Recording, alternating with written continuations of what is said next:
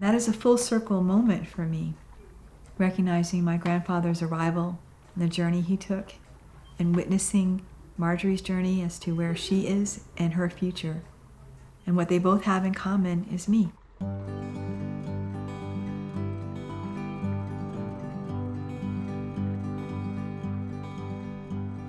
I'm Miranda, Creative Director of Miranda Creative and Small Business Person for the Year for the state of Connecticut. And this is my sea story. Miranda Creative is a brand management firm.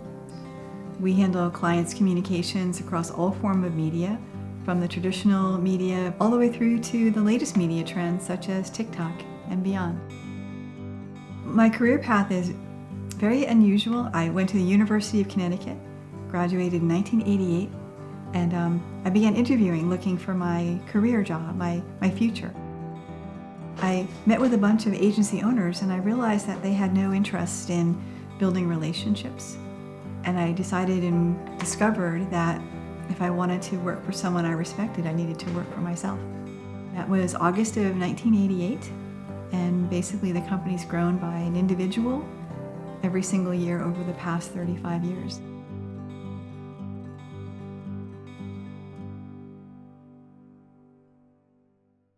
So I grew up here in eastern Connecticut in a community of Norwich, and that's where my company remains today. I decided to stay in my hometown and create jobs in my hometown. My parents are native New Yorkers, and so as all those fresh air kids were coming off the train in New London, my mother was popping me on a train to New York, and I would spend my summers in New York every year. She felt it was important that I had opportunities to be exposed to culture and arts and a world outside of here, which is an amazing space, to have a balance in my life. Everyone has heard the story of Ricky and Lucy Ricardo, right? The hot-headed Cuban and the strong-willed Irish. And my family would joke about how my parents did it first. My father was Cuban and my mother is Irish. They got married at St. Pat's Cathedral, and they were together for 60 years or so before my father passed.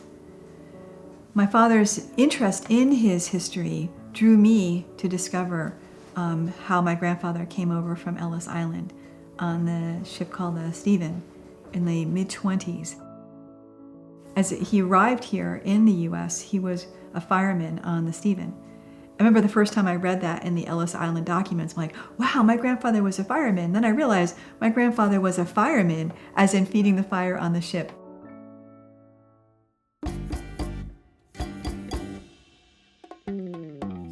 In 2017, I had the opportunity to go to Cuba. I went with my local Rotary group. Access to Cuba was limited. When I was there and experienced the country, I realized all that he walked away from and made possible for me and all of my family here in the U.S. He left everything that was familiar to him to travel across the sea and to be here and to take those risks. I mean, sometimes we don't want to take a risk of going to a different restaurant. And I think about, what he chose to do to be able to have a different life for himself and for all of us.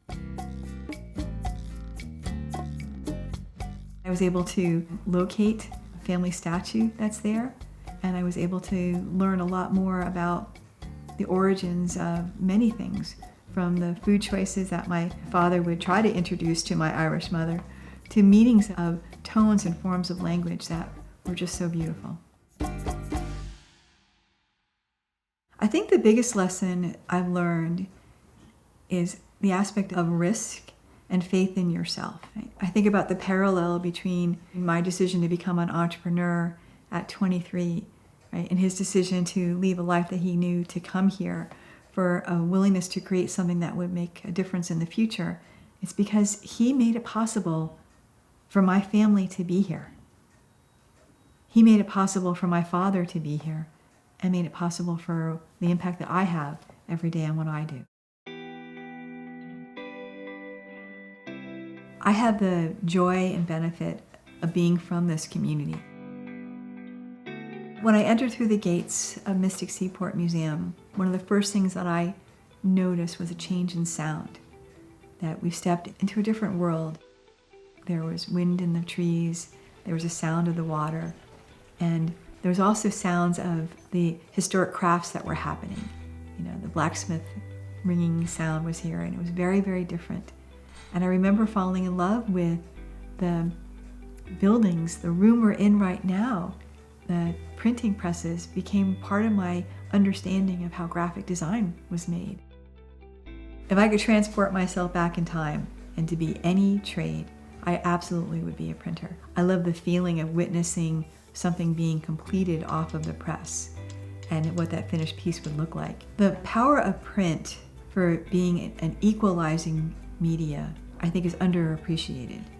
The ability for information to be shared, for it to be equalized for everyone, made a tremendous difference in our country's independent thinking and how we as a culture evolved. For me, this environment is not just about the technology or the ink or the font or the leading. It's really about freedom and the ability for people to have access to information.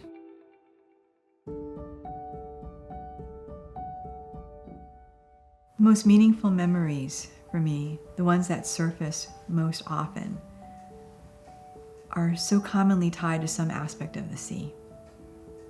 Whether it be time with my mom at the water, her introducing me to the ocean for the first time with friends on their boats and how happy those boats make them, time going across the Sound to Block Island, the joy of looking at paintings where I see thousands of interpretations of what the sea looks like and how that inspires me as a creative to see those things.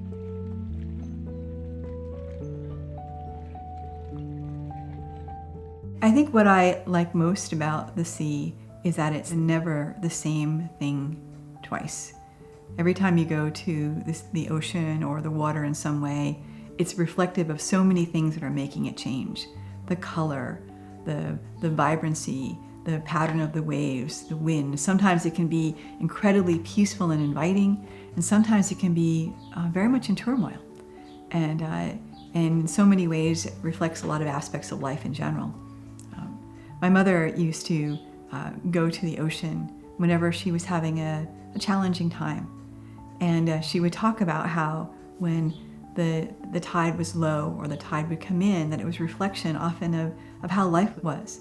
Specifically, she would talk about it in the form of love, whether it was a loving relationship or the love of what you were doing or even the love of your children. She would say sometimes the tide is out and you wonder if it's going to be okay again, but you have faith it's going to return, and the love would return and the water would rise in the same way.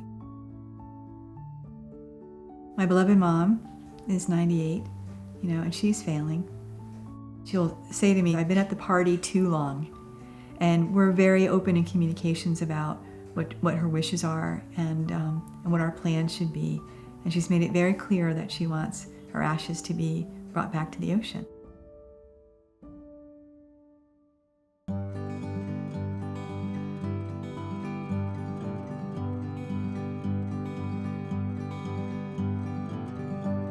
When I attended the naturalization ceremony, there were two people by my sides.